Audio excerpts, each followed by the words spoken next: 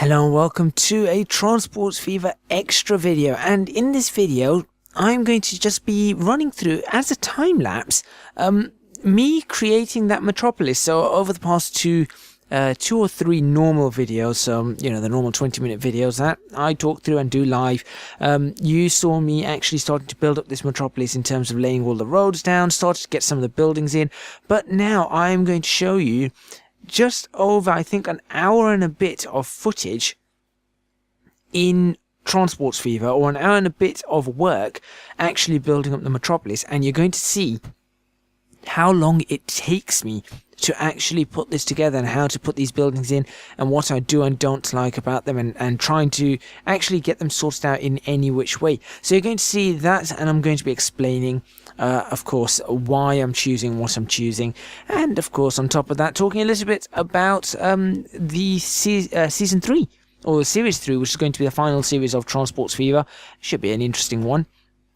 Kind of not looking forward to it in terms of what I've realised it's going to entail in the amount of work that I'm going to have to do, because this is something that I wanted to do in series 3 quite a lot, and I think it's going to be quite interesting. But that being said, if you guys do like these kind of videos, make sure that you do watch them, all of them. Make sure you're hitting the like button on them, and if you can do so, of course, please watch the advert that comes up before the video. That's kind of important. I try and make sure that those adverts are not longer than 30 seconds. Sometimes they do. I can't really control that. YouTube does that all for me. But I try and make sure that I've selected certain types of adverts to show up, so hopefully you shouldn't get super long adverts on my channel. But I would really appreciate you watching those, and if you can do so, please do support me on Patreon. That's www.patreon.com/ECGadget. Your support would be massively appreciated there. It would really help me out, just to give me funding to keep going on this, and the effort and the time that it takes to do these kind of things. For example, this was 1 hour. On top of that, before this, I must have spent another 45 minutes to an hour doing another section of this Metropolis build, putting down some housing and things like that. You're going to see those houses as well in this video. You're going to see them as I'm looking around, and it just takes a long time. So what you're seeing here, by the end of this video, you're going to see probably around 2.5 hours, about 2 hours of work, or 2.5 hours of work actually. So that's a lot of work. If you think about the length of my videos, if each Transport Fever episode is 20 minutes, then you're talking about at the very least, you're talking about 6 episodes gone. And if I'm doing 3 episodes a week, that's 2 weeks of Transport Fever videos gone out of the window to do this. So it's very difficult. But as you can see, I've changed up the house styles at the moment, sort of trying to make them a little bit wider, a little bit more, blending them in towards the city centre of Madison. So instead of the sort of terrace style housing that I've got, which I don't think in America you get that much of it, I've tried to go for some more modern style, detached style apartment complexes, things like that. And so you can see that I've put them in, and they're quite nice. The white apartment complexes, we'll say, are rather nice. Also, you can see a few other buildings that I've already put in on the opposite side. You can see like 2 rows of terraced housing, and then another 2 rows of terraced housing on the opposite side. So that I've got that's part of what I did. You can now see, now this is still all around the Madison area, so it was a lot of work around Madison, or the Madison area, and then moving towards Milwaukee. I wanted to get that area sort of built up, because that was one of the biggest areas that seemed to be empty. Milwaukee to Chicago they're fairly close, but Milwaukee to Madison, there was an open area, and similarly Rockford to Madison, you're going to see an open area as well, which I'm going to try and fill in very soon. But there you go, I'm putting in some more terraced housing here. That's around the edge. Now I'm not going to fill up all of it, because I know that Madison might actually expand in that direction, so that's a really good thing. And one thing that I really like to do is I like to put trees down. Now this is perhaps because I'm not too sure what America looks like, but over here, anywhere we can put trees, we put trees.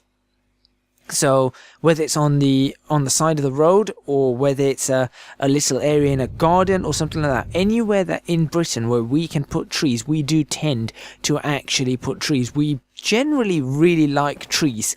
in Britain. So there is that. Adding in a new road, because the road just wasn't panning out so well for me. And then you're going to see I'm trying to smooth things out, and I've got to delete all the trees. Now you're probably wondering, what's the point of deleting the trees? Well, the fact was I couldn't see the actual ground, and I couldn't see the undulation on the ground. So I needed to be able to see that. So in order for me to be able to do that, I need to delete the trees. So once the trees are deleted, now I can see the ground, I can smooth it out, I can understand where everything is, and I can start placing houses down and making it look about right. Now this area, I thought about it, and I thought this area could be more upper class housing, sort of, you know, these sorts of houses, as you can see now on the screen. So I started putting a few of them in. Now I wish we had different versions of them. I wish we had different types, in terms of even different colors would be nice, but even if we had specifically different types of these houses, that would have been really nice. I could have had some exclusive style housing, but it does look quite nice. This is a much bigger style of house, a much more posh style of house, a much more expensive style. And I thought, well, there is a railway, so we could put it there, but it's also away from the main part of the city, so that's where you would expect these kinds of houses. So that's why I've chosen those ones. Now, right now I'm going through a few more. It was also difficult to find some housing, and I was just trying to get a good blend, trying to blend the different styles of housing into the city. I didn't want it to be such a stark difference and such a stark contrast between what I've put down and what the city is naturally building. That being said, there is going to be a stark contrast. In fact, you can see it right there, simply because the game doesn't think like that. It doesn't go ahead and add one style of housing in one area, sort of city skyline style, where city skylines you could set a certain type of housing in a certain area and it would build that kind of housing. It doesn't do that. Transport Fever doesn't do that. Obviously it doesn't have to do that, because Transport Fever is not about that. That's not what Transport Fever is supposed to do. All Transport Fever is supposed to do is give you housing and give you buildings and things like that you have to create a transport infrastructure around. This is completely different to what Transport Fever does, but it does give it much more replayability, in my opinion. And of course, being able to do this, and you can see I'm putting in more trees, being able to do this just makes it look nicer, and it just makes it feel nicer. So there you go. Now I've got a bunch of housing in there. Now at this point, I think I am over half an hour into this thing. So we've only seen it for about, 7 minutes or so. That is about half an hour in, just to give you that idea.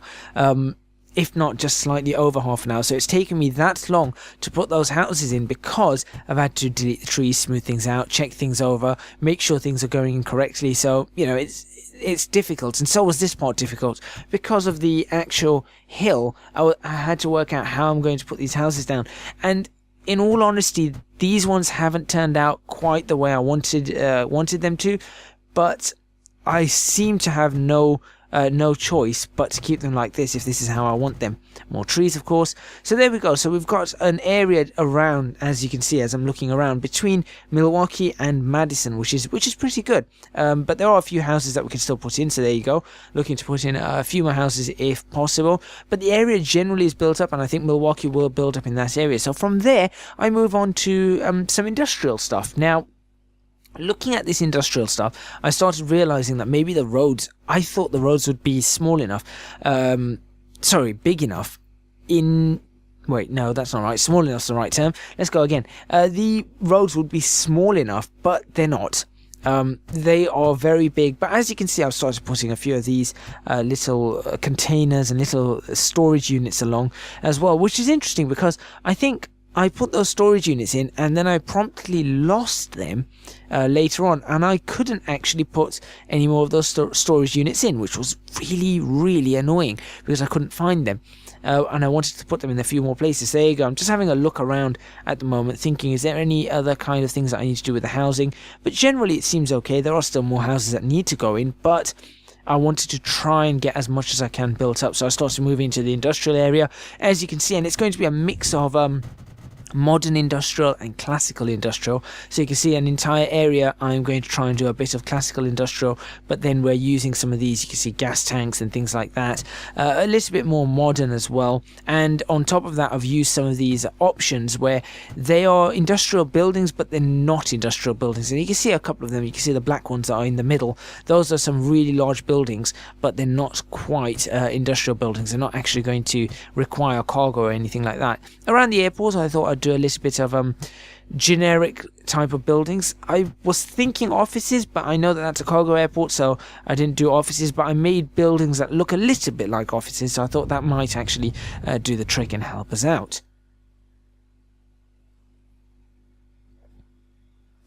Moving back over here, you can see that I'm starting to put in some small buildings, but then I really want to try and put in some larger buildings. But you can see here that I've got to put in a few small buildings first and then see if I can build it up from there. And this is along the railway, I think. So this is the railway. Now, at that point, for some reason, my brain thought that that was a freight railway, where it's not. Clearly, there's a passenger station there, but I wasn't looking at the passenger station. So further up, you'll see I put a whole bunch of freight stuff there. I've put a lot of industry, and I thought it'd be nice to see a train going past, a freight train going past. Of course, the freight train is never going to go into that, so I thought, right, okay, but that's okay. I'm going to leave it like that. It's going into the city. You see some parts, bits and bobs in that fashion, but generally, you can see that the Metropolis is starting to take shape. The part in the middle I was actually planning to leave as a park. So there's a part between Chicago, Madison, Rockford and Milwaukee. There's this area and it's got a huge overpass. I'm thinking I'm just going to leave that as a park, but I wasn't too sure, and I was thinking about it. And over here, when I came to this point, I realized again that the roads were they're just too big. So I'm going to have to make smaller roads. I'm going to have to make smaller block sections, and that's exactly what I've done here in Naperville, and just added in a whole bunch of things over here in Naperville, which is going to really, really help me. So this is where, at this point in time, I've got to about an hour, I think, or just under an hour of recording this, but actually building these bits and bobs. And you can see it's starting to take shape, but it's taking a very, very long time. So there is a lot to consider. And you can see I'm saving it there. And you can just also see, if you just look near Naperville, near the airport, Chicago Naperville Airport, you can just see those houses in that area.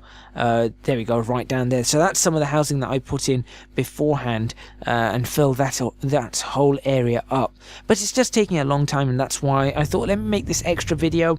I might make another extra video taking in another hour or so of footage as I start building these houses, or putting these houses in, and uploading that next before I get the actual final episode 180, where I actually talk about things and actually do the finale of the series. So there is that. On top of that, talking about Great Western Railway, series 3. Series 3 is going to start a couple of weeks after series 2 ends. The map is pretty much done. Just need to make a few adjustments to the rivers and things like that. The map will be available on Steam, on the Steam Workshop. However, there will be an exclusive version of the map available to Patreons.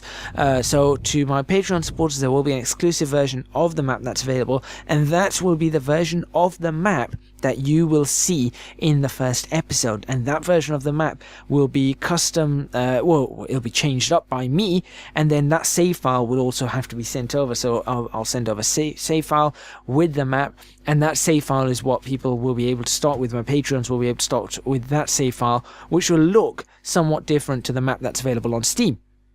So that's a way to say thank you to my Patreons, for all the support that they actually give.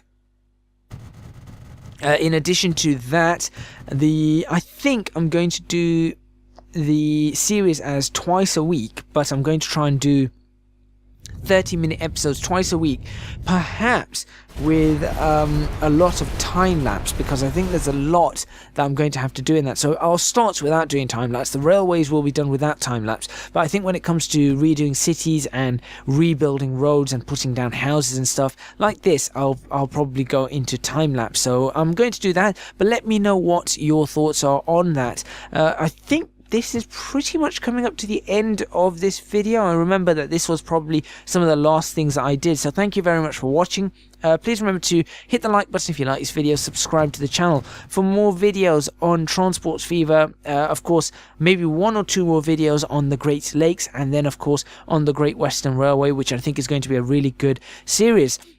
Don't forget to support me on Patreon, www.patreon.com/ECGadget. Your supports will be massively appreciated on that. And also you can follow me on Twitch if you're not yet doing so, at twitch.tv/ECGadget, and all social media at ECGadgetLP for both Twitter and Instagram. That's all from me, and I'll see you guys next time in either one more time lapse on an extra video for Transport Fever Series 2 The Great Lakes, or in episode 180, which shall be the finale. So I'll see you guys then.